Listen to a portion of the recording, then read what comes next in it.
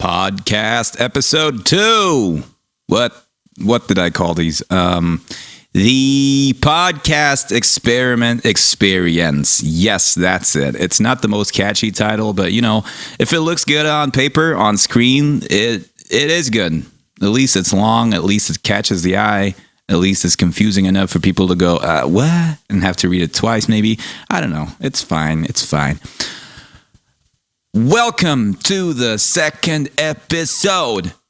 This one will also be going up on YouTube in its entirety. Now, I know that, first of all, thank you to all who have become patrons over at my Patreon.com. That's I super much appreciated. I can't even state how appreciated that is to me. I know that I promised you guys some exclusive content, and originally I thought that I would upload maybe one in every 4 episodes up to YouTube and make one in every 4 public for everyone on Patreon, not just the patrons.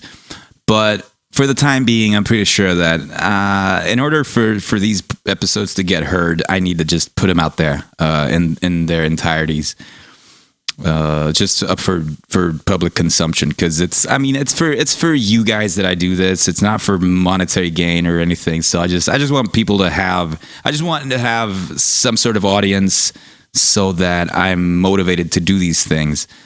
And while I would be motivated to do these podcasts for just one guy or my mom or myself, it's more fun this way to have some sort of a ready consumer base, fucking audience is what I want to call you. Rather, it sounds way nicer to talk to people as an audience than as a fucking consumer base. What am I, fucking Steve Jobs?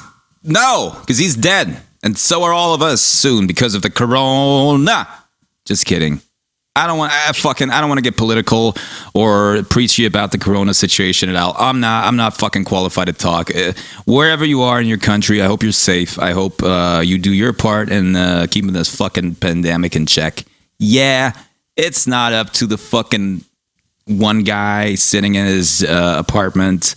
It's not up to that lone guy whether this virus kills how many it does, or influenza or whatever the fuck it is.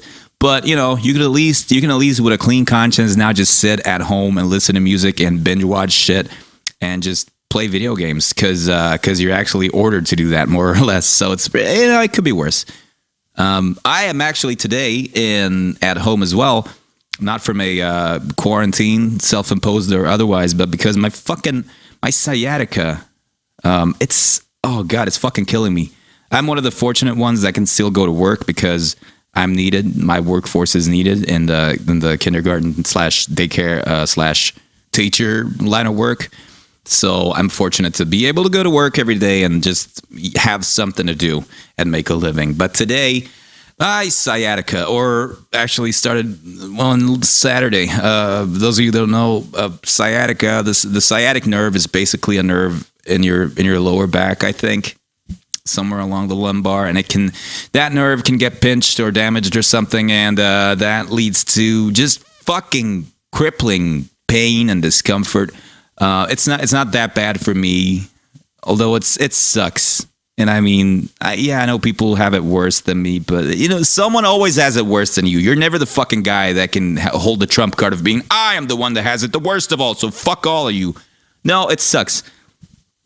I'm pretty sure I damaged my sciatic nerve when this one time I was 14 maybe. I was doing this thing through school where we have this thing in Finland called työharjoittelu, where for 1 or 2 weeks, at least back when I was in middle school as a 14-year-old, we got to go to a job for 1 week or 2 weeks at a time. And one of the jobs that I went to try out was being just a grocery store person. So one day I was in the what's it called, storage room something, and I was in the area where you toss empty cardboard boxes into a thing, into like a trunk that squeezes them, and you know the deal, or at least the semblance of what that is. So I was in this area that was supposed to contain only empty cardboard boxes. So I bend down and I grab this huge cardboard box, which is closed, which I and my whole entire body presumed was empty, as it should have been.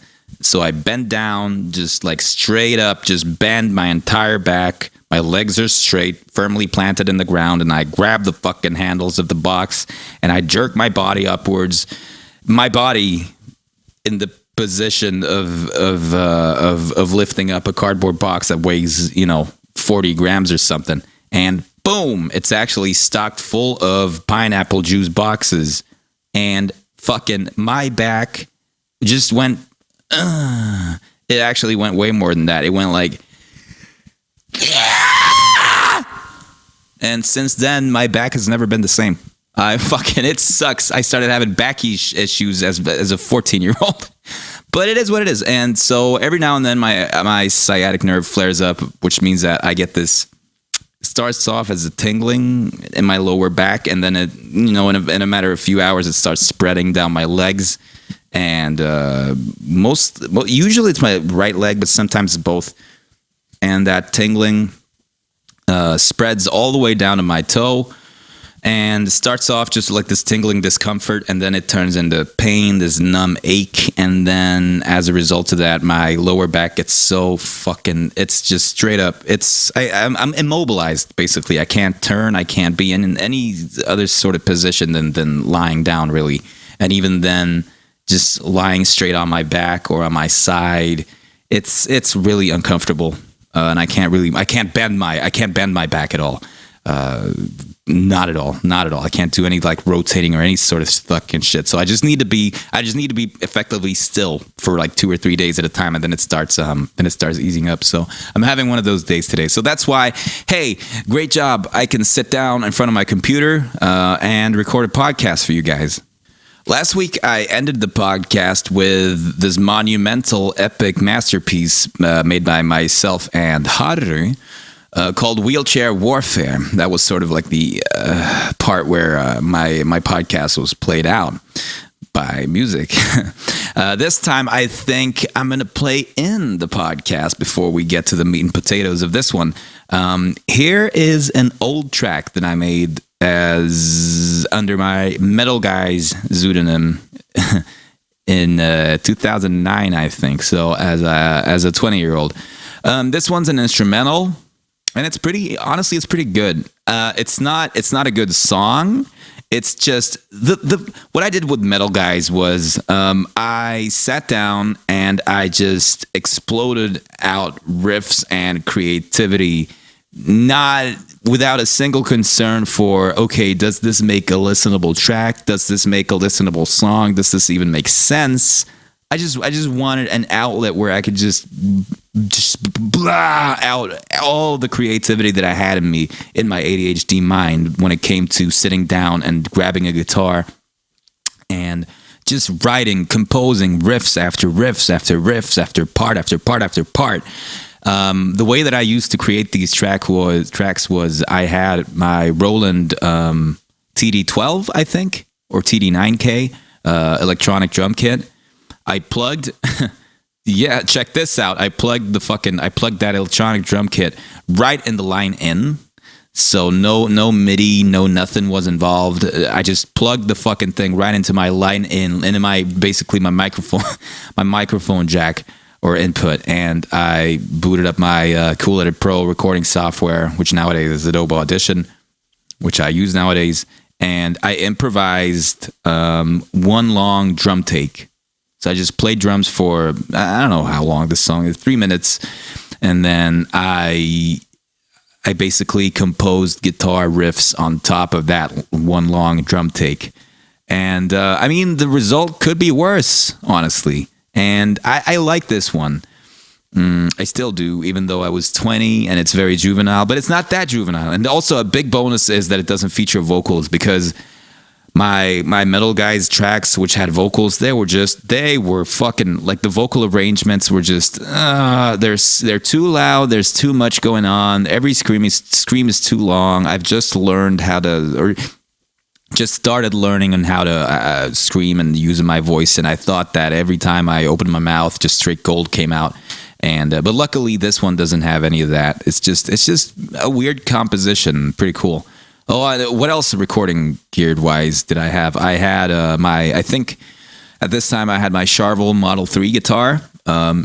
Good one. I sold it. And I had that plugged into a fucking Roland Microcube. And that one plugged into the line-in. So that is the level of recording gear that I had to make this particular tune. But hey, here it is, and it's called "No News is Good News," spelled no Noose is good Noose, as a noose that you hang yourself with. And that's a quote from I think the Men in Tights, Robin Hood, the Men in Tights. Ah, you know what they say, no news is good news. And actually just recently, like in the recent years, I finally understood what the saying "no news is good news" means. You know, it's no news as in NEWS is good news. I was always like, what the fuck? Like, no news is good news. Like, news are never good. But then I realized, oh, it's like no news as in you not receiving any news. You can assume that everything's good. You know, no news is good news. So anyway, here's no news is good news. And after that, I'm going to start running down my fucking Lastfm account from 2007. Wow.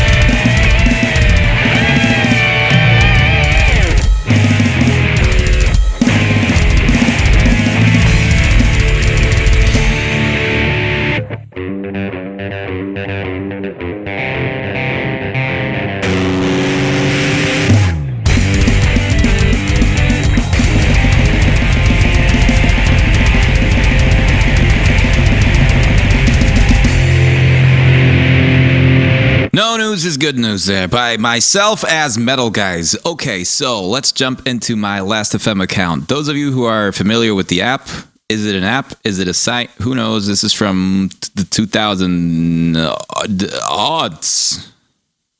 OOs.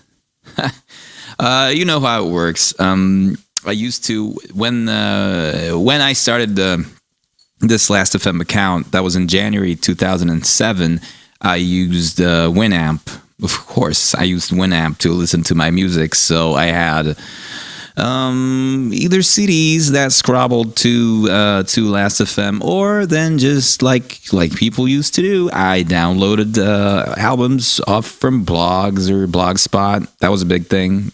Occasionally torrents, but I didn't do that much. I don't know if I'm condemning myself to fucking a 40-year-old jail sentence here, but hey, fucking sue me. So those of you who want to follow this rundown of mine in real time, I would suggest you go to Lastfm and you check out my Lastfm account, which is called The Connelly. So essentially the cinnamon, because Connelly, which is Finnish for cinnamon, used to be my alias, my nickname on a bunch of Finnish forums, and it was eventually just a pseudonym that I used, or an alias for a bit when I was young.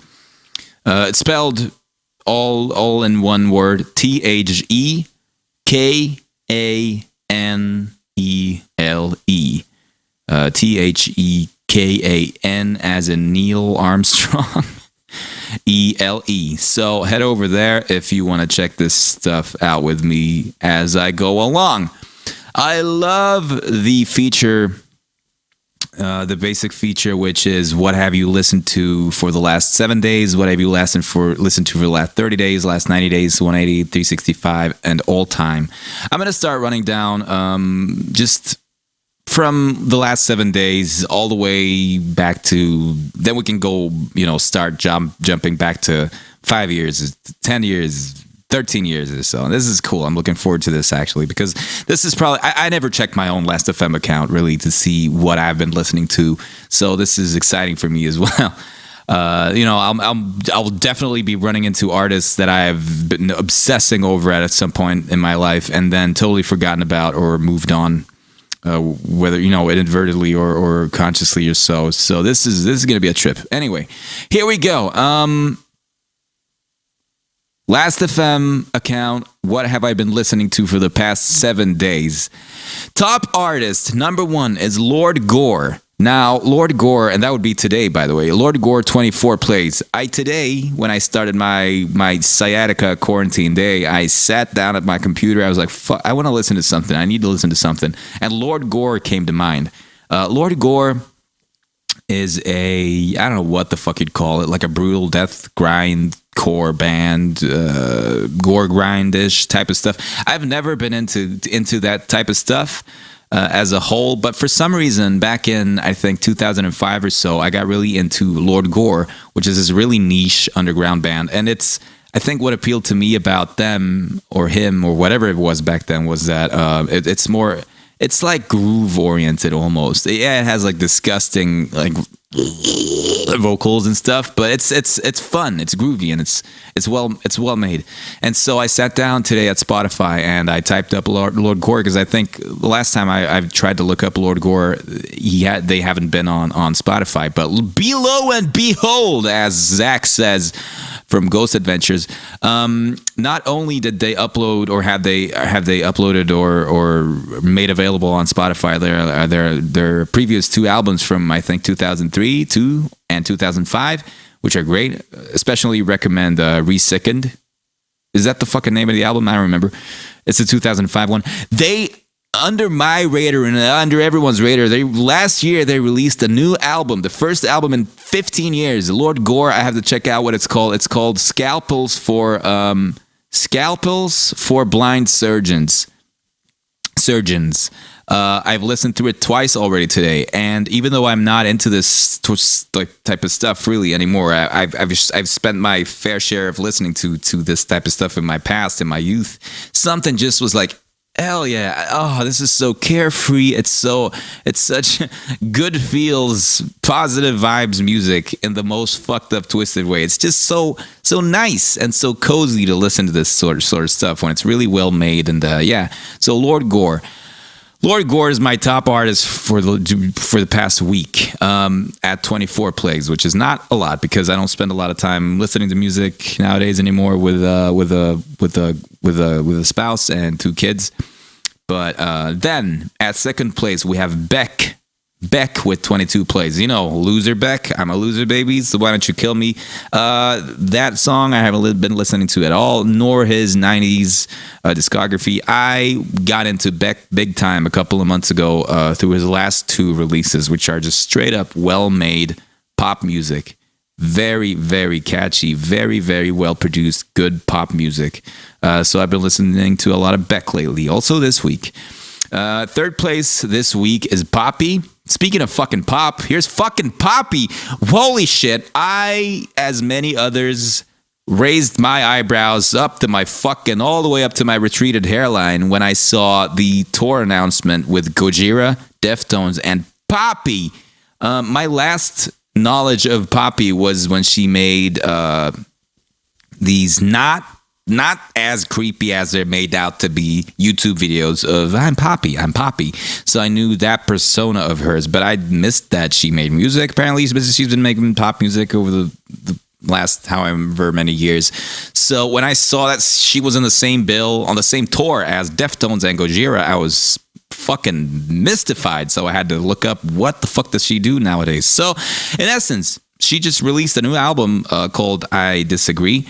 And it's what, you know, if baby metal was less Japanese and less schoolgirl and less that, then it would be Poppy. It's pop, it's metal, it's pop metal, it's whatever it is. It's really, really well made and really catchy. And I have always been very partial to catchy stuff, whether it's metal, whether it is rock, indie rock, alt rock, pop, electronic music.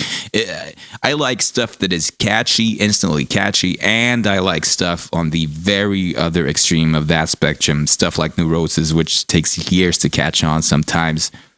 I like instant gratification in music as in the same amount that I like just infinite challenge through music, such as, you know, bands like Car Bomb, which is you can guarantee like 6 months of listening to an album and you're starting to figure it out musically. So I've been listening to Poppy this week again. Fourth place, Lordy. 2 plays. Only 2 plays, I see. We were supposed to head to Japan to play with Lordy in a couple of months at the end of May, but that's not gonna really happen, I don't think. So that's a bummer. But anyway, of course, me and everyone else in my age group and in my country got introduced to Lordy in the early 2000s with "Would You Love a Monster Man?"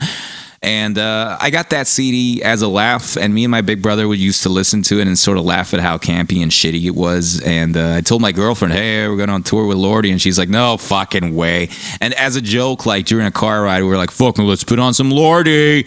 And then the next day she tells me, hey, actually, I went for a run today, and I put on Lordy, and it's really fucking catchy. I was like, what? Come on. And then, you know, I can't lie. She infected me with the Lordy, the Monster Man bug. So I've been listening to a bit of Lordy. It's fucking. I had no idea how prolific their discography is and how versatile. Like what the hell? Like the 2 last albums have been like theme albums. The next to last one, it was like straight up pretty heavy stuff, actually, like legit heavy. And then the last album is like a concept album of a radio station where they do all sorts of different fucking. It's got like 17 like dad rock, like Led Zeppelin ripoff shit on it. It's got like a Rush tune. It's fucking crazy. It's pretty good, actually. It's not pretty good, actually. It's just good stuff. I was pleasantly surprised. And yeah, and then 5th place with 2 plays this week, Sturm und Drang, because I was making dinner one day with my lady, and I started singing, "Can't you hear me calling, calling for you, baby, calling down a banner?" And she goes, "What the fuck is that?" And I'm like, "Oh, you remember this? Sturm und Drang." And she's, "What?" And I put on Sturm und Drang, and she's like, "Oh, of course I remember this. Hey, do you remember this song?" And she puts on another song, like Indian or something. And then she proceeds to sing it at all the lyrics by heart. I'm like, "Oh, yeah, I remember this song. But how the fuck do you remember all the lyrics?" I don't know. It's good. And it is good. So as a curiosity to this week, I listened to a bit of Sturm und Drang. Anyway, so that's the last 7 days. Not much happened during the last 7 days, but let's jump to the last 30 days. So, okay, during the last month, I've been listening to a lot of Poppy, it seems. Poppy is at number 1 place with 117 place. The Red Chord, I had a bit of a resurgence with the Red Chord, who I'm pretty sure, spoiler alert, I'm pretty sure that the Red Chord is on my number 1 spot of my all-time listened artists on Lastfm, but we'll have to see. We'll have to wait for a bit and see.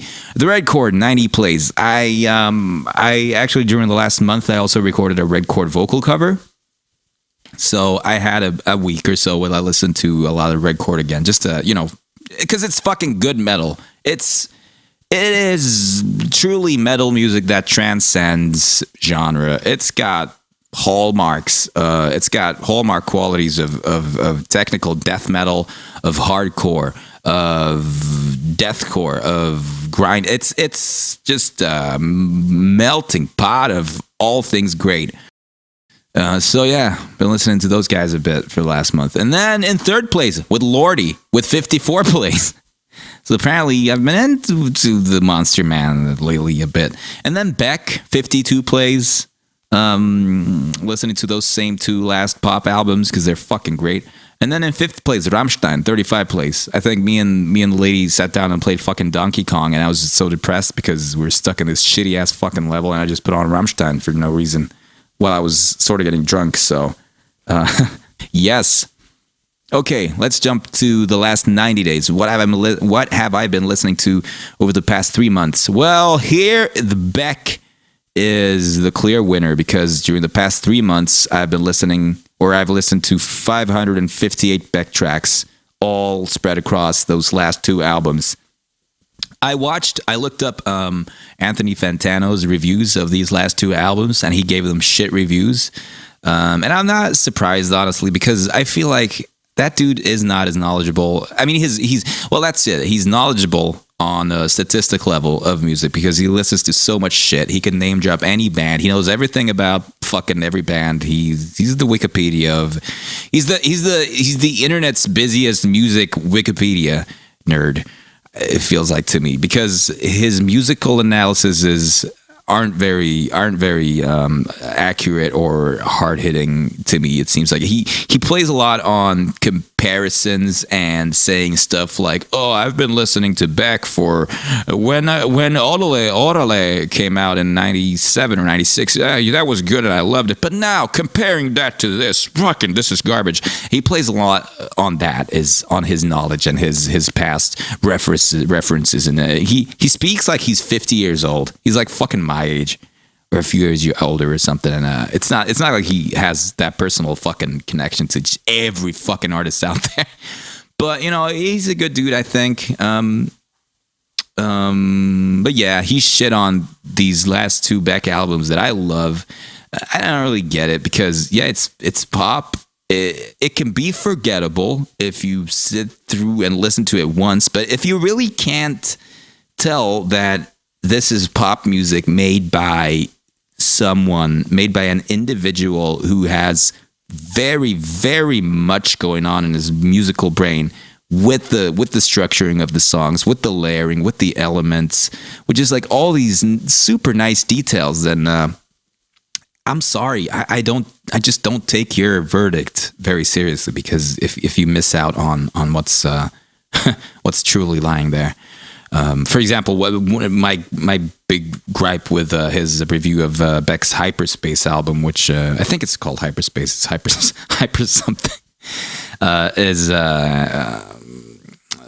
that his major complaint, or one of his major complaints about the album, was that is that it's trying to be like retro 80s, but the soundscapes are too clean. They're not rough enough, and they're not analog enough, and to be period correct. And who is this for?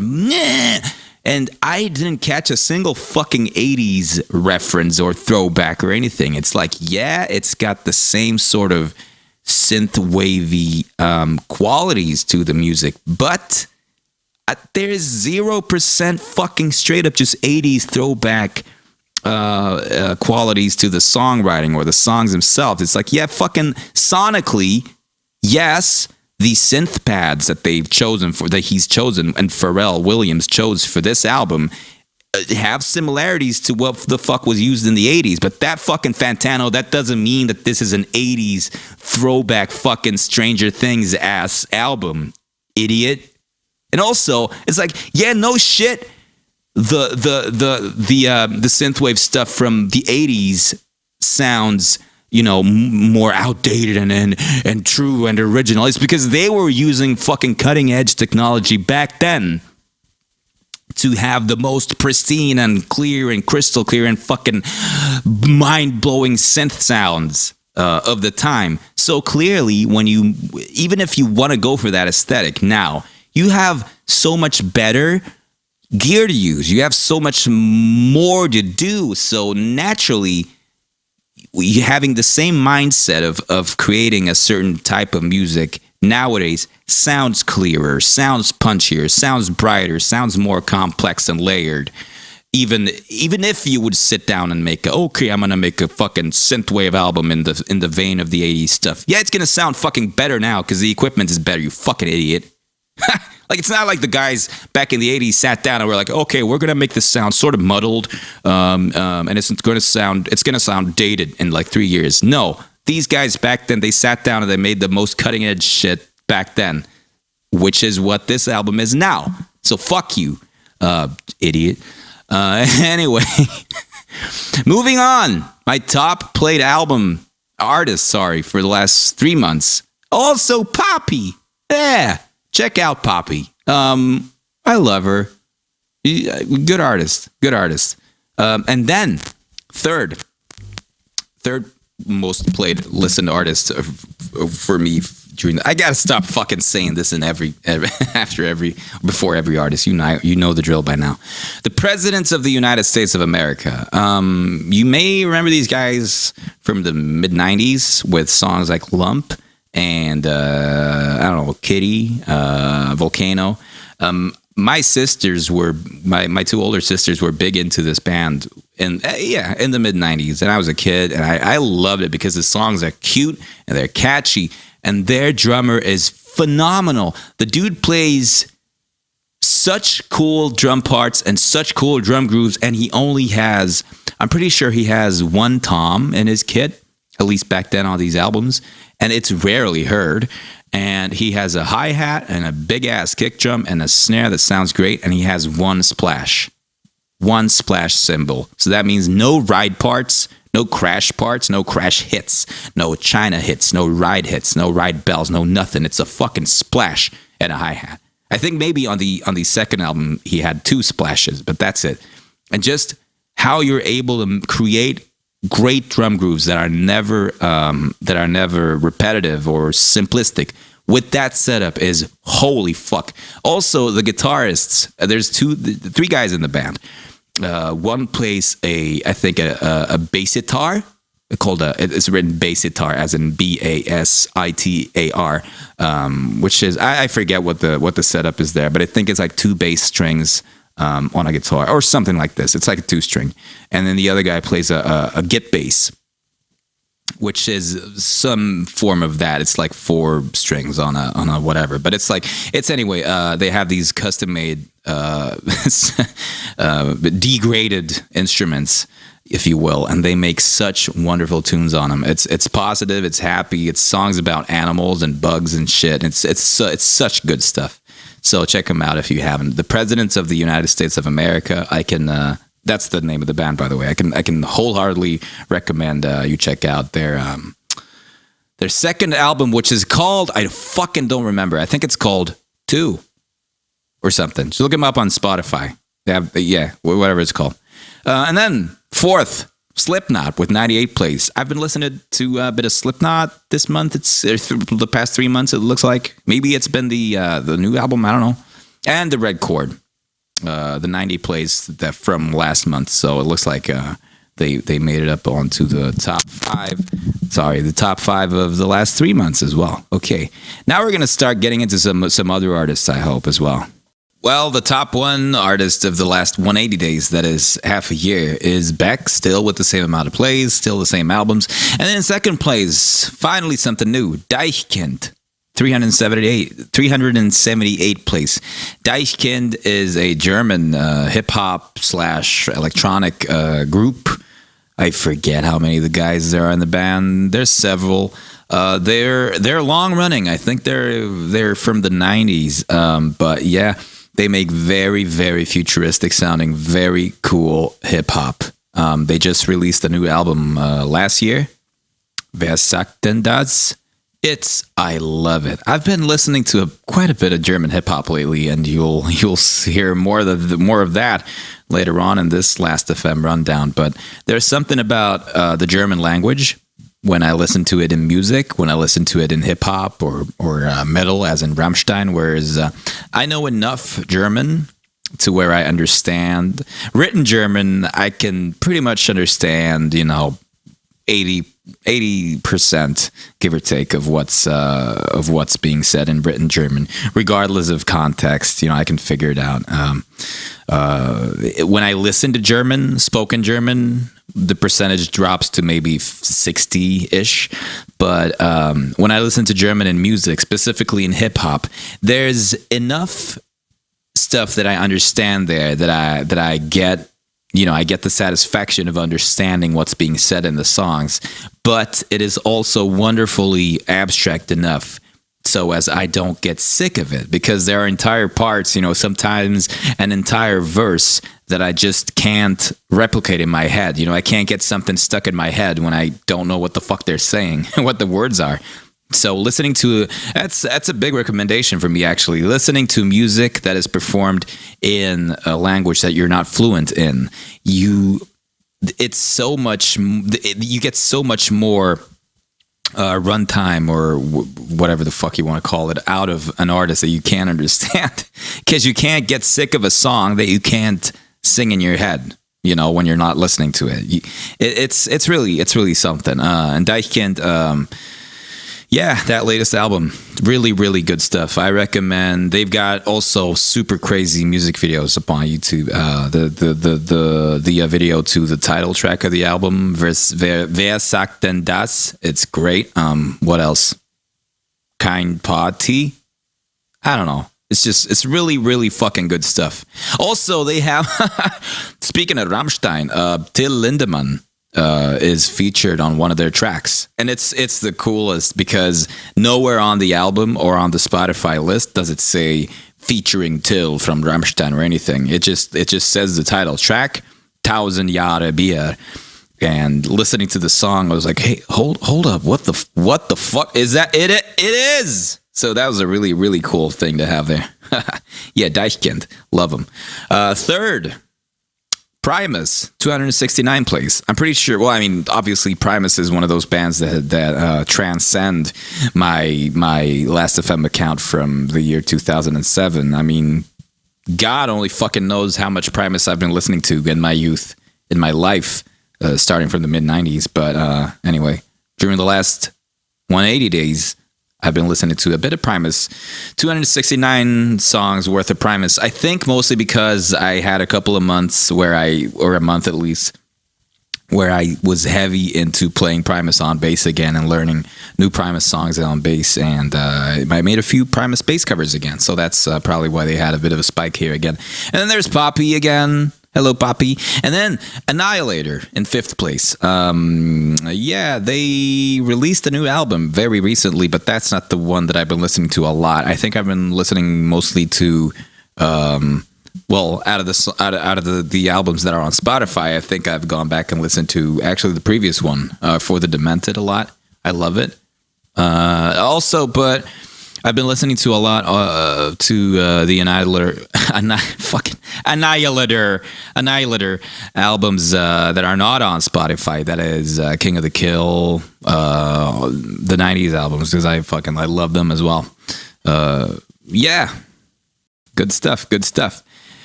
Okay, top artists over the past year, over the past 365 days. In number one place is, speaking of German hip hop, that is not Deichkind, Die Orsons. Die Orsons. Die Orsons. DeiOrsons.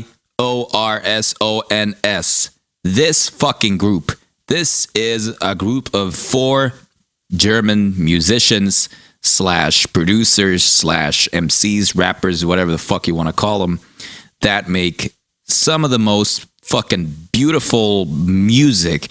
You can label them rap, hip hop, but this, to me, it transcends genre, really. Especially their last album that they released last year. It's actually funny because the history that I have with this group is so fucking random. I was 25 and a friend of mine got married, and it was me and the boys that have been friends since like 4th grade. We were all there, and we were, of course, it was in the middle of the summer. It was super hot, and we got super drunk. And so at like 5 a.m. or so, we crawled down my friend's basement and just lie there. And, at 25 years old, you can, when you're out drinking, you can get shit-faced, and you can just, like, at 5 a.m., you can lie down on the floor and not even sleep for a couple of hours. You just lie there in your suit and tie, in your wedding clothes, and you lie there for a couple of hours with shut eyes, and you can't sleep because you feel terrible. And then you just sit up, and you're like, hey. And then someone responds, yo. And then you just get up again and start drinking. So we got up at like 7 a.m., found a bottle of Stoli, a whole unopened bottle of vodka. So we figured, okay, let's just start fucking drinking or continue drinking or whatever. We had our little fucking break.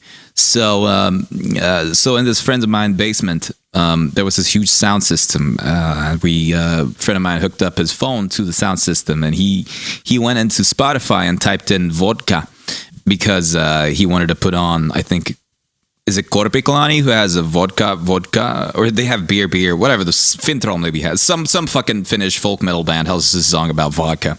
So he types in vodka into the Spotify search, and up pops a song called Vodka Apfelsie by Die Orsons. And my friend's like, what the fuck is this?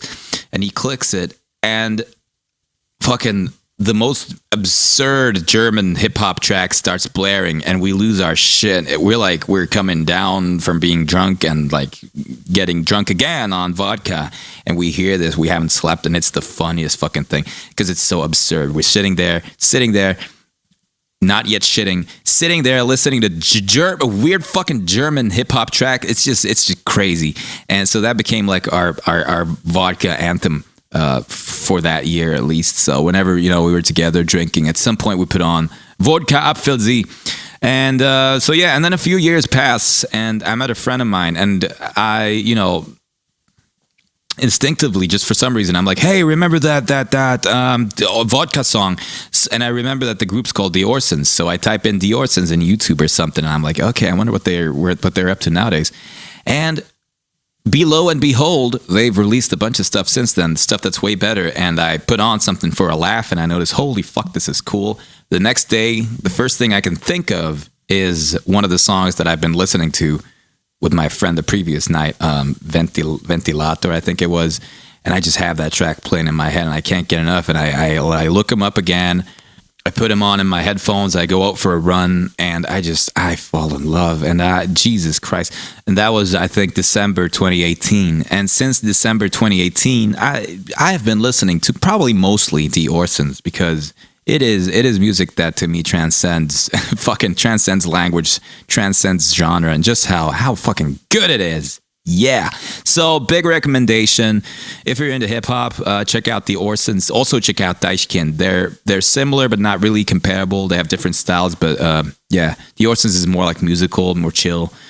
So if you're into experimental stuff, or you just want to have something which is a huge curveball to your tastes and want to challenge yourself, check out the Orsons. Really cool stuff. Okay, second most listened artist of my past year has been Slipknot. Wow, Slipknot with 645 plays. Probably mostly because of the new album that they released, We Are Not Your Kind. I spent a fair share listening to that, but not that much. So I think within the last year, I've also been going back to the old classics, as I am known to do pretty often, Iowa and stuff, whenever I don't know what the fuck to listen to. Sometimes. In third place, The Mountain Goats, 566 plays. This is also a result of a just random Spotify search where actually the exact same fucking story as with the Orsons and the Vodka song.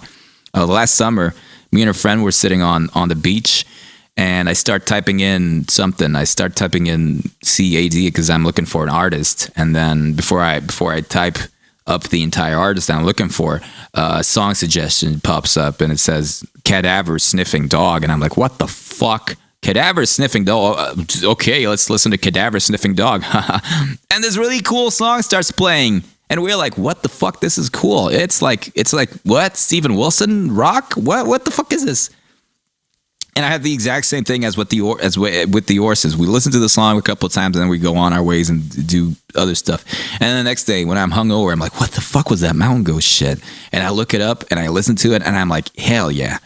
Wow. And it turns out actually I've been listening to John Darnielle, who's the main guy in the Mountain Goats. I've been listening to him unbeknownst to me throughout all these years because he is the guy that's singing the end of Aesop Rock's Coffee song on None Shall Pass. And I wonder, that's why his voice is familiar. But yeah, the Mountain Goats, fucking... Another album that Fantano shit on and that I love is their last album, In League with Dragons. It's really, really good. It's like folk rock. I don't even know how to describe it. It's just really cool. If you're unsure, if you're interested, check out their song, Cadaver Sniffing Dog. The Mountain Goats, Cadaver Sniffing Dog. Really cool track. And then in fourth place is Beck. Same amount of plays, same albums. And in fifth place, Deichkind. So during the last year, I've been listening to the Orsons, German hip hop, Slipknot, we all know, the Mountain Goats, Beck, and Deichkind. More German hip hop. Now, if I click more artists here under this last year tab, let's see what else I've been listening to this past year. So, okay, there we had our leading five. Sixth place, Buckethead. I didn't see that coming, but I've also been playing Buckethead on guitar. I think pretty much exactly a year ago. I spent some time learning new Buckethead stuff. Also been listening to Buckethead again. It's been a fucking while, but seventh place, Annihilator. Then Jamiroquai. Jamiroquai, another band from my youth, from my childhood, from the 90s that I liked back then, and who made a big comeback for me with their latest album. There's a lot of old artists, or to me, or just in general, like old artists, either to me or the world, that have made really good albums lately that I've gotten into, such as Jamiroquai. Their latest album, I love it.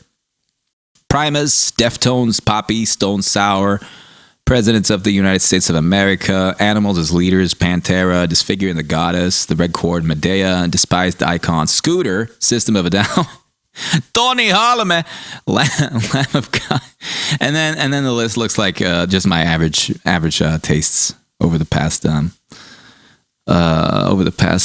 years. So anyway, well, that was the end of the ready-made presets, if you will, of listening history. I mean, it goes from last 365 days to all time, and that wouldn't be very, very accurate or descriptive for me, since that would be jumping from the last year to the last 13 years. So I customized my search a bit. I customized it from January 1st, 2017 to now. So what have I been listening to for the past, well, since the beginning of January 2017. So 3 years and then some. And what I was not surprised to see was that Deftones is in a clear number one with 2,878 scrabbles. That is listens in Lastfm language. And that would be because I only got into Deftones, I think, in well, would this be 2017 or then early 2018? Deftones was one of those bands that I've even seen live and then chose to stop watching live to go see Strapping Young Lad instead. Which, I mean, at the time in 2006, Strapping Young Lad was my biggest band in the world. And I knew Deftones. I knew of their status. I knew of their music, but I didn't have a personal relationship to them. So I just was like, this is cool. And then, I mean, everyone who listens to music, everyone who's into metal, who plays music, who has friends that listen to and play music, Deftones is one of those persons, probably several of theirs favorite band of all time. And I knew that I've been sleeping on Deftones, but up until a couple of years ago, whenever I tried to get into Deftones, I always started from the oldest albums, the first album, and then Around the Fur. And I think what put me off was that Chino was very, very formulaic on those albums, on those first two albums. It was like either or it was like there was so much dynamic that there ended up being no dynamic. It's sort of like it was too predictable, so I was like, I can listen to this, but it didn't really click. And then one drunken bus ride home from town, I was sitting next to my friend in the bus, and he was listening to Deftones with earbuds, and he was like, hey, okay, dude, put this on. Check this out. And he gave me one earbud, and he put on to Change in the House of Flies. And as I was sitting there in my drunken stupor, it was the best thing that I've ever heard in my life. It was hypnotic, and I knew when I got off the bus, I knew, okay, I need to give Deftones a proper new chance, and just maybe skip the first two albums. So I did. I went into White Pony. And good choice, because that album made me fall in love. So over the past 2 or 3 years, I've gotten into Deftones big time. All the albums from starting with White Pony up until the latest one, Gore, been listening to them to death. And I am thoroughly a Deftones fan. I like some of the cuts off of Around the Fur, such as My Own Summer, of course. And Be Quiet and Drive Far Away, of course. But yeah, so it's nice for me to see that, okay, I actually have been listening to Deftones over the past few years, and finally I've educated myself on how fucking good the Deftones are. In second place, the Orsons, not far behind Deftones, actually. Deftones 2,800 plays, the Orsons 2,400 plays, so that's a tight race there. Despised Icon, third place. Despised Icon is another band that, growing up as a metal kid, metal guy who was in their, early 20s when Despised Icon was big. That was one of those bands where, and at that time, my listening of deathcore-ish music or brutal death metal-ish core music was pretty much limited to the Red Chord. I mean, I listened to so much to the Red Chord that it was pretty much a full-time fucking day job to actively listen to only them and nothing, no similar bands. So I think I pursued. It was somehow like, it was, to me back then, I had the mindset of why listen to several bands. Why listen to a similar band to this great band that I love when I can just fucking go all in and just only listen to this band, which is dumb, but it's what I did at the time. And Despised Icon was a name that was around a lot back then. I'm talking 2007 to like 2010. But I wasn't really interested in them back then. And then something happened again in, I think, 2017. I'm pretty sure. I think maybe because they released a new album, Beast, that some algorithm or something pushed their new album into my face, and I listened to it, and I was like, wow, this is stellar stuff. And after being totally in love with that album, I went back to Day of Mourning and The Ills of Modern Man. I now love Despised Icon. I've been listening to them a lot. 1,700 plays there. Raised Fist in fourth place, 1,400 plays. Funny story again, or funny coincidence. I had not listened to a single fucking track of Raised Fist up until I went on tour with them in December 2017. And it's one of those times where it's just like, I don't know if it's good or not that I wasn't a fan of the band when I went into tour with them, because I was able to meet, to see the guys perform every day and to hang out with them every day, and without having a bias towards them, without being a fanboy, or without having like a negative sort of like jealous vibe that you sometimes have in these fucking circles when you're like, oh, you're a big band, yeah, what the fuck do you think you are?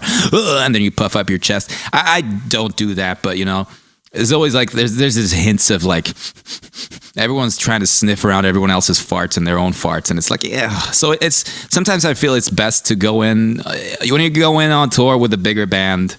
If you don't know them beforehand, don't do like research and prep yourself to be like, oh, I need to see what the fuck they do. Oh, they're this big, and you start analyzing them and shit. It's not good, I don't think.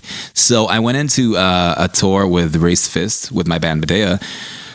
And a couple of our band members were big fans, I think, at the time, and a few of my personal real life friends are also huge Raised Fist fans. So they were like over the moon by the fact that I was going on tour with them, and I was like, yeah, that's cool, I guess. But watching them play every night, it was fucking jaw dropping. It was awe inspiring. Now, Medea, we're known nationally in our country as a very intense live band. We get like that's our fucking 1-2 punch is our live show, and I can say we fucking wipe the floor with everyone.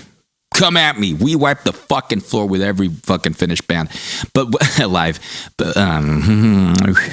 if you don't believe me, come watch us.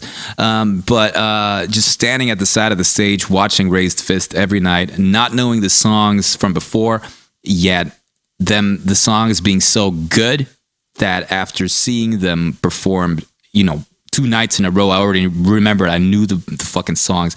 Wow. And hanging out with the guys, just like forming these nice relationships with these guys. Come home from the tour, I went to Spotify, put on Raised Fist, and I listened to nothing but Raised Fist for like 3 months straight. Just pretty fucking perfect music. Really fucking good. I love Raised Fist. Super good guys too. Very, very nice people, very kind people, very appreciative people. It's easy to go on tour, especially with smaller bands, and you're like you make acquaintances during the tour, and then after the tour, it's like, oh, okay, see you later. But these guys actually, they still keep touch. We keep in touch with each other, like with individual members of the band. It's really good times. They're really very, very nice, awesome, down to earth, humble people, and not just because they take the time out to, you know, they're just fucking nice. Great fucking music, great aggressive music, nice people. I wholeheartedly support Raised Fist from fucking Sweden. Hell yeah, Pojkar. Speaking of awesome people and nice people in Sweden, Limp Bizkit in 5th place from 2017 to now. Limp Bizkit. And I know what this is about, because in the spring of 2017, I was having a bit of a rough time and I needed something to pick me up. Apparently, that was fucking Limp Bizkit. They released the Gold Cobra album in 2011, I think. I skipped it. I fucking skipped it with a long ass skip. Back then when it was released, I was like, I don't fucking need this. Jesus Christ. Yeah, Limp Bizkit, you had your place in my life with the Chocolate Starfish and so on, but now 10 years later, I don't need this shit. For some reason, 16 years later, I apparently needed that shit, because it was for the first time in a long time, I felt cool listening. And it's, you know what I mean. It's like when you have your headphones on and you walk around on town and you need something to like shelter yourself from what's going on around you, especially if you have, you know, bouts of crippling anxiety, as I do, especially back then, before I started my proper therapy, before I got my proper diagnosis, got my proper medication. I was struggling with some fucking intense, just, you know, agoraphobic anxiety that was very, very limiting and crippling at times. I would spend months not going anywhere, except from home to work and from work to home. But the fucking Gold Cobra album was something that I would put on in my headphones and be like, yeah, I don't give a fuck. I would fucking walk around listening to Gold Cobra and Douchebag and shit, and just having that juvenile aggression, that fucking hype, this hype man in your ear, Fred Durst, just be like, fuck you and fuck you.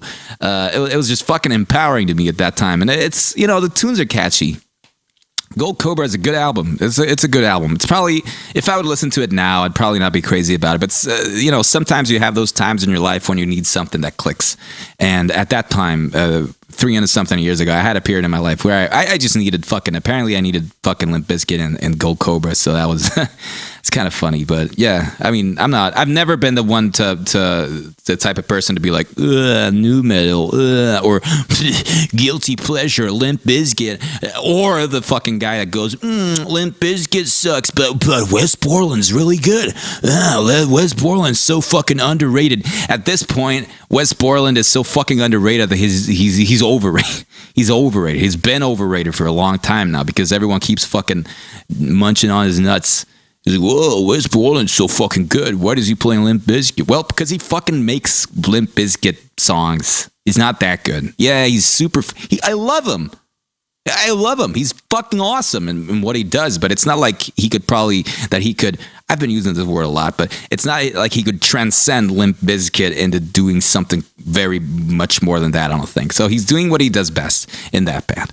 So anyway, moving on from Limp Bizkit, Aesop Rock in 6th place. Over the past 3 years, I've been listening to 1,000 and then some Aesop Rock tracks. I mean, Aesop is someone who's been with me since, I think actually since 2007. So when we go to my all-time chart here, we're sure to see Aesop up high. But yeah, Aesop Rock, rapper extraordinaire, wordsmith, beatmaker, musician, artist, drawer man, all, just fucking great. Stone Sour, 7th place. I think this is because also in 2017 I got into their album House of Golden Bones Part 2.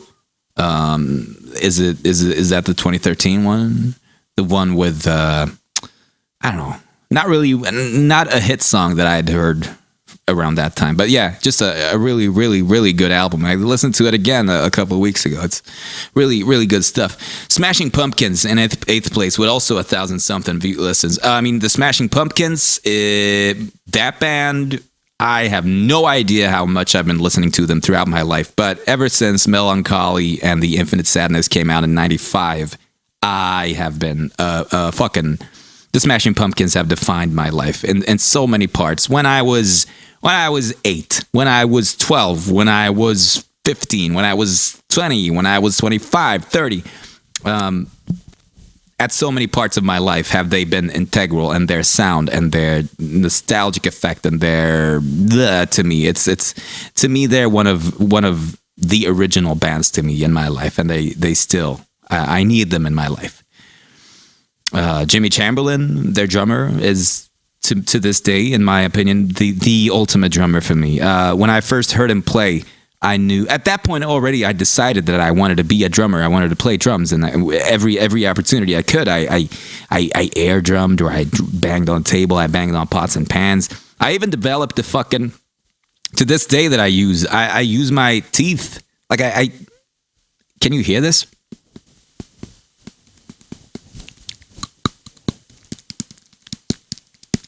I don't know if that picks up, but I developed an entire fucking drum kit with my teeth. It's fucking, Jesus Christ. And that was around the time where I was just obsessed with creating rhythms and stuff. And Jimmy Chamberlain was just like, oof, this fucking man. And when I play drums, 90% of it is just Jimmy worship. So, great stuff. 9th place, Slipknot. Sure.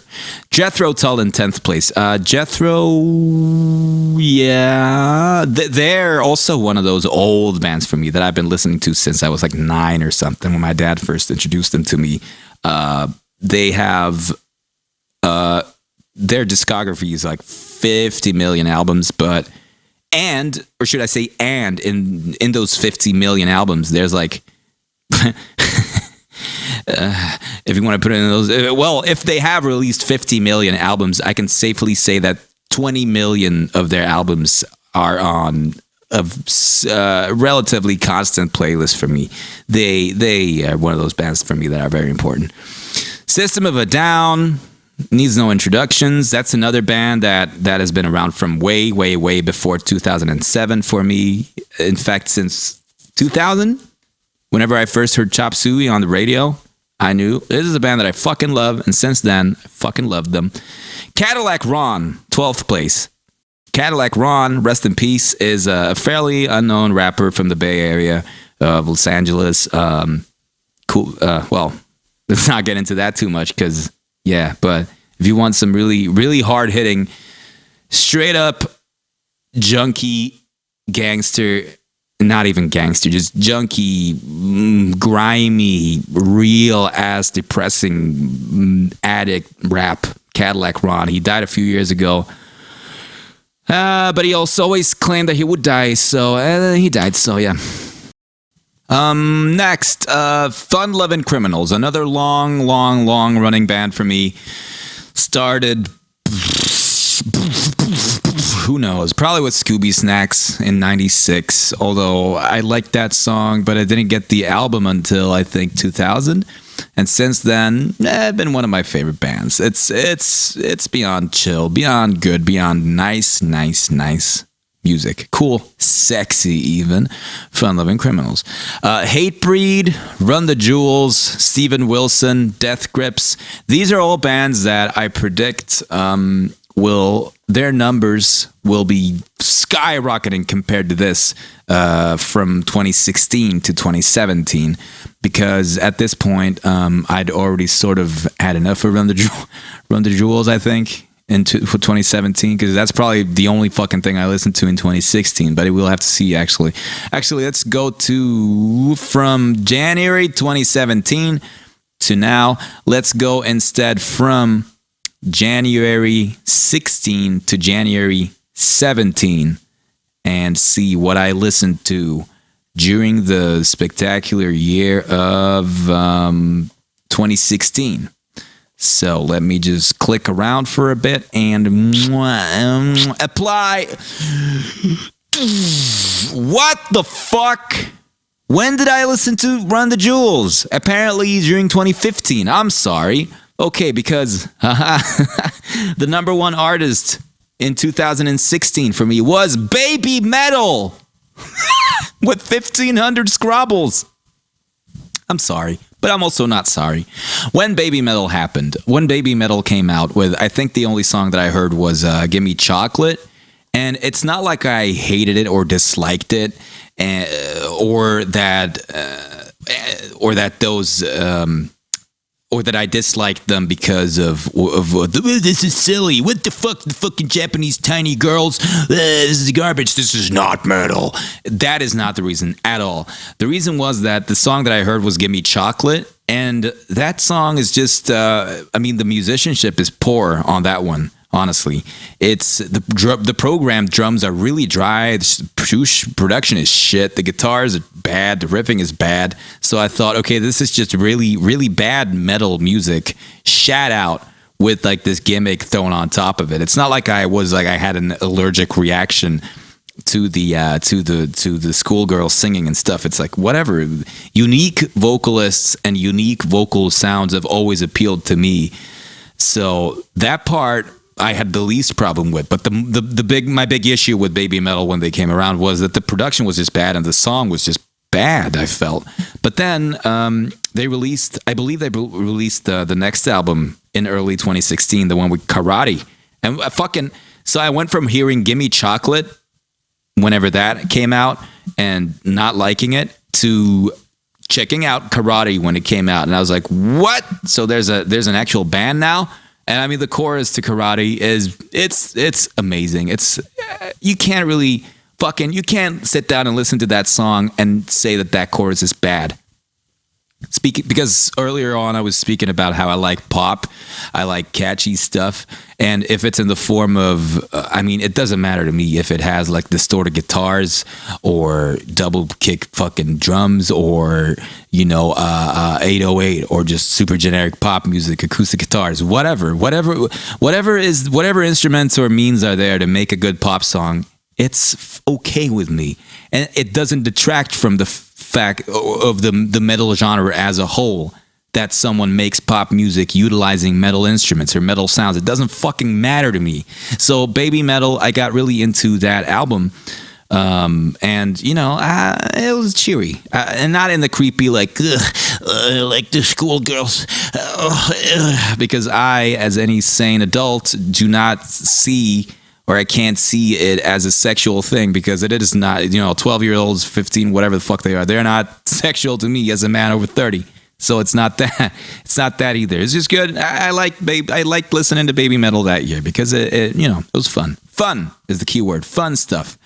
Second place, Death Grips. Okay, I was still listening to a lot of Death Grips that year, it looks like, because if I remember correctly, 2012 was my Death Grip year, and probably the year that I listened to probably nothing but Death Grips. But apparently in 2016, Death Grips was still current enough for me to come in at number 2. Wait, did they release Bottomless Pit or whatever that album was? That was good after the terrible ones? Probably. LP in third place. I got really into the Cancer for Cure that year. I've been acquainted with LP since, I don't know, the mid 2000 or something. But I was never crazy about his early solo stuff until I got into Run the Jewels in 2015, and then I got into his Cancer for Cure album. Neurosis in fourth place. Okay, I mean, Neurosis is always there. Apparently, the Dillinger Escape Plan in fifth place, Aesop Rock, Converge, Primus, Gojira, Jethro Tull, The Berserker, Car Bomb, Iva Lions, Beastie Boys, Evil 9. These are all bands that I've been around for years and years at this point already for me. So I'm just, I'm listening to the same old shit that I had been listening to at that point, with the exception of Baby Metal and some LP. Okay, if we go, that was the year 2016. If we now go to the year 2015, this is where I predict the Run the Jewels explosion to happen. No, what? Hang on. The actual explosion was not Run the Jewels solely. It was actually the Dillinger Escape Plan explosion. Oh yeah, here's another band that I got into relatively late in my music listening life, because the Dillinger Escape Plan was also a band that was heavily connected to acts like the Red Chord, who I've mentioned already. But again, I had my work cut out for me listening exclusively to the fucking Red Chord, apparently, when it came to metal. So I skipped the Dillinger Escape Plan. But then at some point, for some reason, something happened. I think I watched a Dillinger Escape Plan live set somewhere. I fell in love with Greg because he's muscular and handsome. And I was like, okay, I need to listen to this guy because he's sexy. And then I really got into the Dillinger Escape Plan. I mean, they became one of my favorites and my most listened artist of that year, by far. All the albums up until that point I listened to and I love. I still listen to Dillinger occasionally, but I listen to them pretty much. The fucking only thing I listened to that year was Dillinger 2015. So since then it's been a bit more quiet for me. Run the Jewels. Yeah, this is the Run the Jewels year in number 2 at 1,300 listens. That was when I'm pretty sure they released the second album then, or was it 14? Whatever. I was like a year late for Run the Jewels, but yeah, 2015 was my Run the Jewels year. You probably know them already. So, without further ado, in third place, Failure. That is 2015 is when Failure released their first album since Fantastic Planet. Is that it? I mean, I love Fantastic Planet, but I think that one came out in 96 or 95. This was the first album in 20 years. This is a comeback album, and I fucking loved it. Converge, Beastie Boys, Killer Mike, Fear Factory, Disfiguring the Goddess, Neurosis, Smashing Pumpkins, and then we're into the classics again, so not much happening after that top 3 or so. But actually, now I'm curious what happens in 2014. In the year of the Lord, 2014. Apply. Hey, what the fuck? Oh, now I messed up. What? Oh God, I'm sorry. Okay, there we go. What the fuck? Is this accurate? What? Well, apparently it is. Yeah, okay. So the number one artist for 2014 for me was Disfiguring the Goddess, because I mean Cameron Argan's solo project, Disfigure and the Goddess, because that is the year that I really got into it big time. During the summer of 2014, I finally got it into me to, okay, I'm going to check out Cam's actual music now, because I checked out Sleeper and stuff when he released those. I was like, yeah, this is, it's like, whatever. It's a kid doing like the most brutal shit he could ever imagine. So that's what it sounded to me like at the time. But then in 2014, I gave his more recent albums, 2013, Black Earth Child and Deprive, a shot, and I fucking fell in love. Still, I still listen to Black Earth Child almost pretty much very regularly, because it is a fucking masterpiece as far as I'm concerned. In second place, okay, this is weird, M1. M1 is a dude that makes fucking remixes out of Game Grumps sound clips and make songs out of it. So that's fucking crazy that I've listened to him that much during that summer. But Sage Francis, I think he came out with a new album in 2014. So that's why he's so high up suddenly, because he is like from 2008, 09, 10. That was when I was hugely into Sage. Death Grips, Dillinger Escape Plan, Dirtbag Dan, Hatebreed, Evil Intent. Yeah, and then we're into the classics again. I think I want to check out one more stretch of years before jumping into all time on Lastfm. That is 2007 up until now, because it's getting kind of boring. I want to see what I listened to from January 2012 to January 2014, because I feel like, if I'm not remembering falsely, I feel like those 2 years were where some of my music tastes really exploded, and I got into some new artists, completely new artists to me, big time. So, okay, hit it off, 2012 to 2014, and there we go. Number one, by far, Death Grips with 5,200 scrobbles, 5,242 scrobbles in 2 years. Death Grips.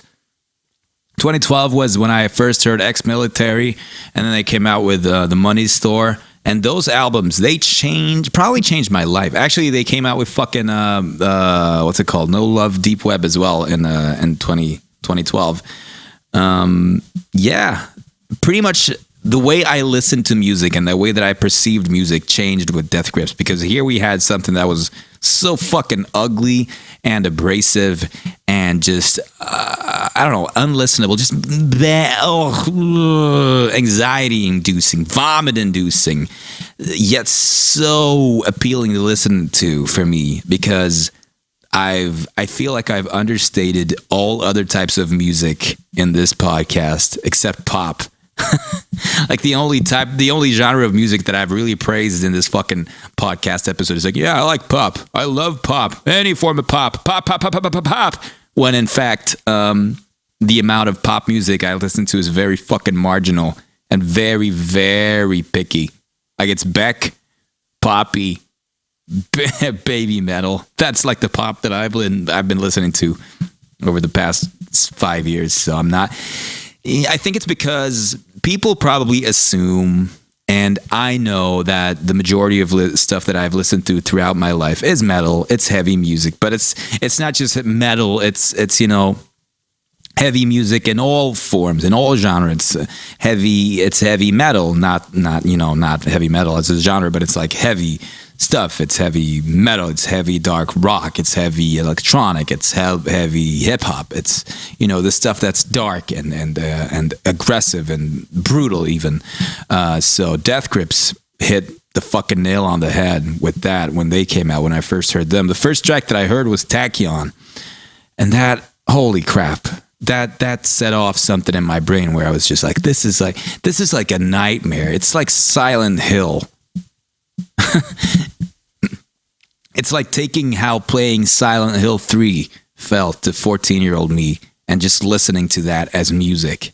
It was amazing how the chemical response that I had to that music was just amazing and pretty much unrivaled to this day. Something that came close, they're a bit further down the list from 2012 to 2014, but Car Bomb. I got into Car Bomb when I watched the documentary Why You Do This, made by Michael Daffner, the vocalist of the band. He uploaded that documentary to YouTube, I don't know when, but I saw it in late 2011. And when I watched that documentary, I just had the urge of, okay, I need to see what type of music these guys make. I don't fucking care. They downplay their own music in that documentary. They downplay with interviews with other people or coworkers who are like, the music you make, it's fucking terrible and unlistenable. You know that, right? But something, to have that tenacity as a band to just go out and do this music night after night while not making any money and shit, it intrigued me to such a big extent that I had to check out what the actual music was like. And speaking of unlistenable and just so challenging and fucking brutal and terrifying music, Car Bomb, the Centralia, their first album, I listened to it and I fucking immediately ordered it and bought it. I became a huge fan. I listened to nothing but Centralia for a couple months, 2, 3, 4, 5 months even, probably. And later that year, I was lucky to catch on to Car Bomb that late, relatively. I mean, they're huge now, and actually in the grand scheme of things, I was on to Car Bomb early because now they're pretty big. But relatively big, relatively well known.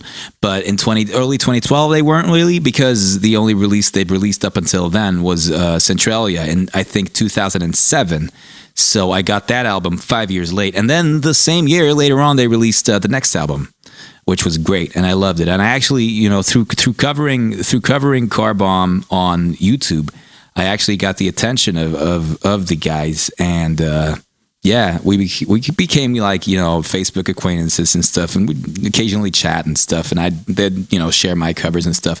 And then when they played their first show in Finland in 2017, I think, March 2017 with Gojira, finally got to hang out with them. I hung out all night with them. Fucking was backstage with them.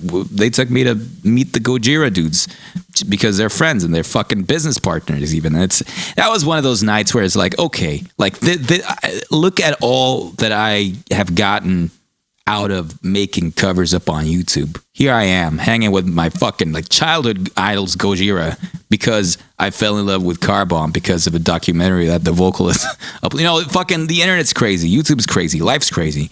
But yeah, Car Bomb, fucking great.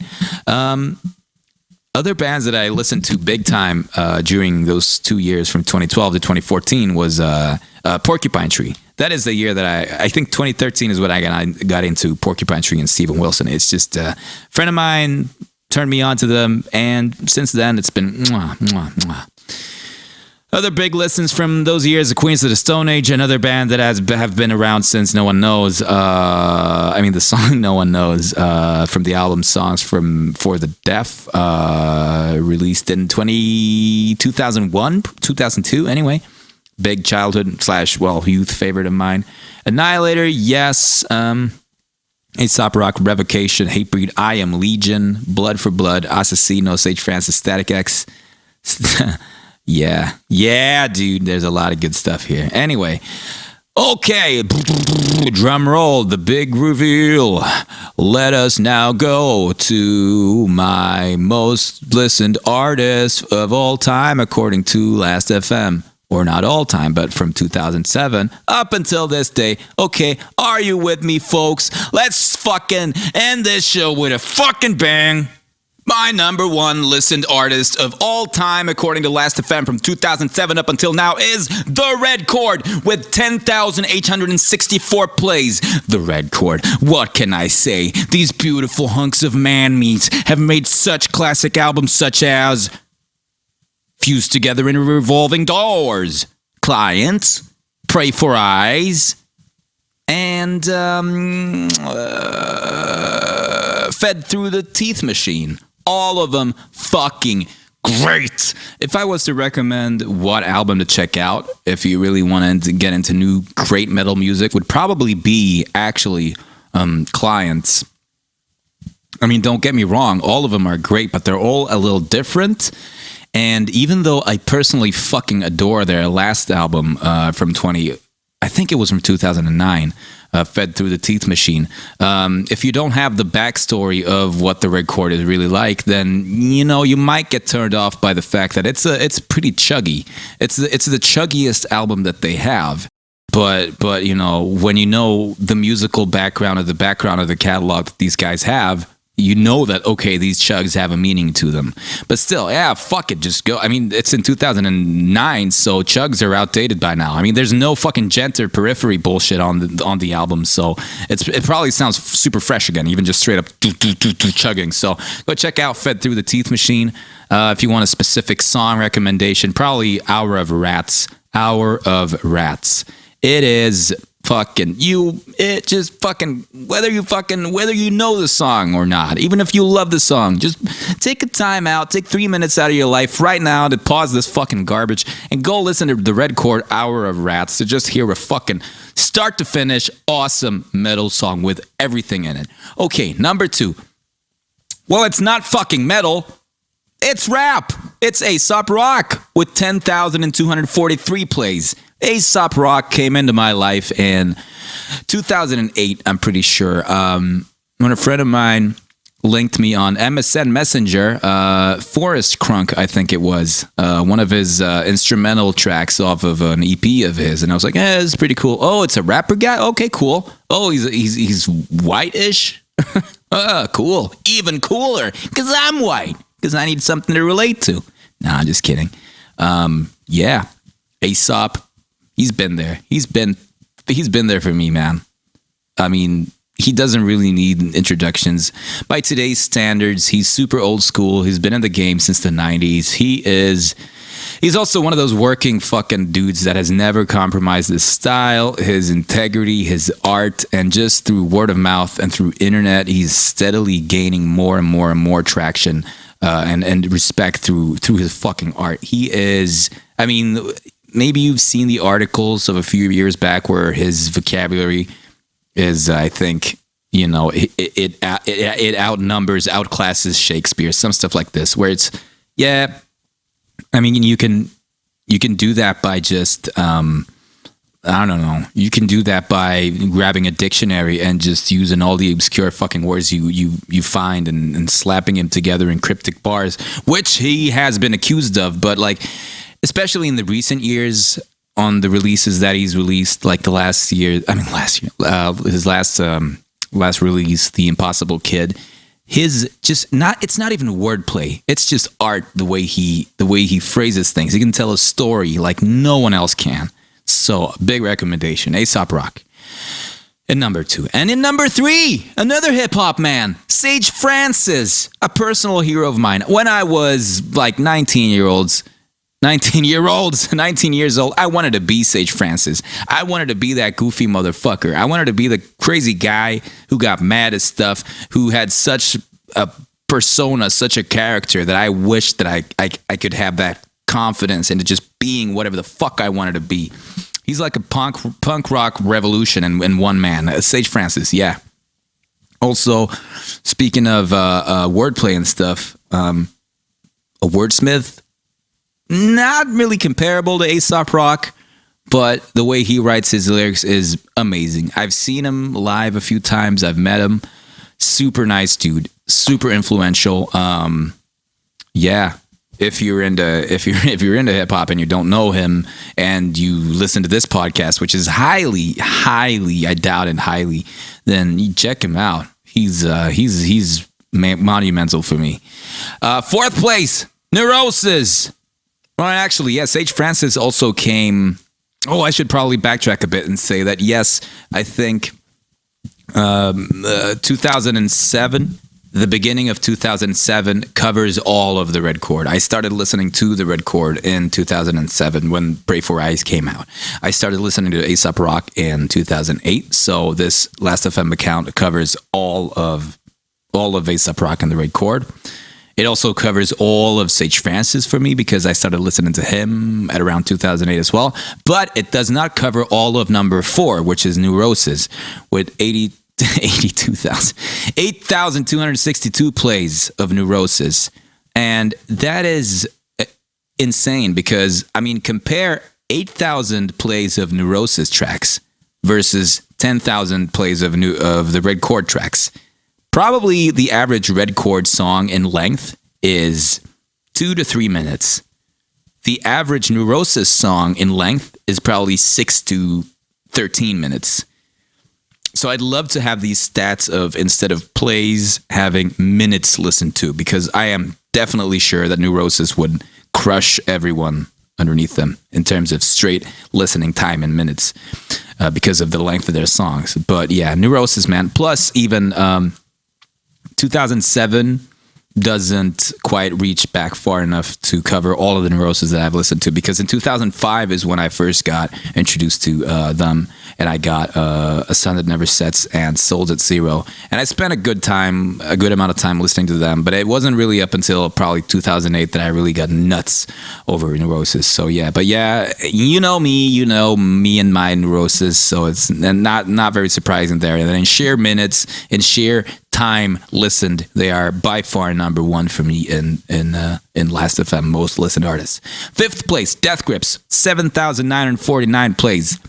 I spoke a bit at length just now about Death Grips, so I'm just not going to talk about it that much more about that or them. So those are my big 5. And then moving on down the list from that would be the Smashing Pumpkins in 6th place with 6,900 plays. I mean, as I said, heaven knows. I've been saying a lot of heaven only knows, Lord only knows, God only knows, as if I really am religious, but I'm not. It's just a figure of speech for me. Fuck only knows how much Smashing Pumpkins I've been listening to from 1995 to 2007 before this Lastfm account, but it's a lot. So, I mean, well, if we're talking lifetime here, then the Smashing Pumpkins shits all over Neurosis's minutes by far, but same goes for Queens of the Stone Age, who are next. They're one of the biggest bands in my life. The Berserker. It's fucking... My story with the Berserker is hilarious, because the first time I heard the Berserker, or I was inflicted with the Berserker, was in computer class, I think, when I was maybe 13 or so. And a friend of mine put on Berserk, and I was like, what the fuck is this garbage? It sucks. It sucks. I was so offended by what I was hearing that I actually got angry. And I remember being like, this is fucking garbage. And I was into like heavy stuff. I was into, well, I mean, define heavy. But, you know, I liked heavy stuff, aggressive stuff. And the Berserker was just unlistenable to me. It was like, fucking trash. So weirdly enough, actually in 2007, so right about when I made this Lastfm account, I, for some fucking curious reason, decided to check out the Berserker once again. I think it was because I caught wind of Sam Bean, ex-bassist vocalist of the Berserker. I caught wind of his solo project. I checked it out and I loved it. So I was like, okay, I should give the Berserker another chance. And then I did. And then I fell in love. And the Berserker is in number 8. And funny enough, since then, I've actually become friends with Sam from the Berserker. We've made music together. Fucking, he's spent the night at my place when he was traveling from Australia. He's from Australia, by the way. Love the dude to bits. He's a super great guy. Proud to call him a friend of mine. Not proud because he's in the fucking Berserker, but proud because he's just such a nice fucking dude to have in my life. Yeah, fucking love you, Sam. Mwah! You're not fucking listening to this, you cunt. After that, Beastie Boys. Oh, here's another band or group or artist that I have no idea how many fucking times I've listened to these guys over my life.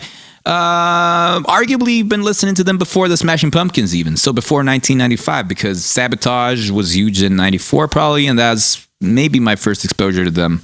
So yeah, Beastie Boys. I own most of their CDs in CD form because they're probably the first band that I started like hunting down CDs of. Whenever I went somewhere that had a CD store and I could find CDs, I'd buy the Beastie Boys. So they're a big band for me. And then after that, Fun Loving Criminals, talked about them already. And then Total Jävla Mörker. Speaking of obscure shit like the Red Chord, Total Jävla Mörker is another band that I just stumbled upon somewhere, and they were obscure and they're Swedish and they sing in Swedish, which is my mother tongue. So it was nice to have something that was very obscure and very personal to me. Ended up seeing them live actually. It's really fucking dark, hardcore crust, fucking not even punk, just fucking grim stuff from Sweden. They're defunct by now, but yeah. And then in 12th place, Slipknot with a mere 4,200 plays. So, I mean, for the past 13 years, I have listened to 4,000 and then some Slipknot songs. Compare that to the red chord with 10,000 songs. So I haven't been listening to a lot of Slipknot, relatively speaking, over the past 13 years. But that is because, this Volume 3, Iowa, the self-titled album, My Slipknot Boom, happened way before this Lastfm account. So there again, the numbers aren't speaking truth. Neither for Primus, but for Converge, I believe they are. The numbers aren't true for Rammstein, who I've also been listening to since Mutta or so. Probably since Du Hast, if listening to one song counts. Porcupine Tree, Animals as Leaders, Bad Religion, Buckethead, Lamb of God, Gojira. Actually, Gojira as well. I was big into them. I was mostly into them at around 2005 and 2006 when From Mars to Sirius came out. And then I spent a lot of fucking time listening to that and The Link Alive and watching the Link Alive DVD. And since then, they've released albums. I've listened to them, but my height of Gojira fandom was in, I think, 2006. Dillinger Escape Plan, Hatebreed, Beyond the Sixth Seal, Strapping Young Lad. Strapping Young Lad also missed the boat by being too early for this Lastfm account. Failure, Car Bomb, Macabre. There's a good band that I haven't mentioned yet. Fucking great. The Faceless also was around before this account for me. Shell, Scar of the Lord, Weird Suffrage, Run the Jewels, Blood for Blood, I Am Legion, Disfiguring the Goddess, Raging Against the Machine, Pantera was one of those bands also that was way before I had this account. And so on and so forth. Okay, I think I pretty much covered it well. I probably covered it too well, seeing as I'm closing in on 1 hour and fucking 40 minutes of me talking about what I have been listening to, according to Lastfm, over the last 13 years. But hey, I hope you enjoyed this. Because I sure did. What do you want to hear me rant about next time? Ramble on and on about until infinity, because apparently these episodes keep getting longer and longer, so give me more subjects to talk about. What the fuck do you want to hear about? Or else I'm just going to have to make some shit up by myself. As tradition entails, here's another classic Human Ashtray song, once again by me and Harry. The year is 2012, and this song is about insecurity and fucking just random screaming! One